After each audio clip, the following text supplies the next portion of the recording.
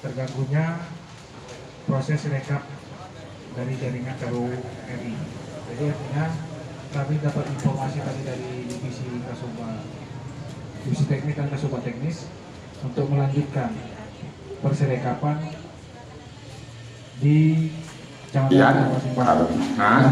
saat ini Sirekap sidang maintenance akibat DDoS attack sambil sinkronisasi data antara data otentik dalam foto formulir model C hasil dengan data hasil pembaca OML garis miring OCR akibat adanya DDoS attack sehingga PTK menggunakan PDF formulir bonus supaya lancar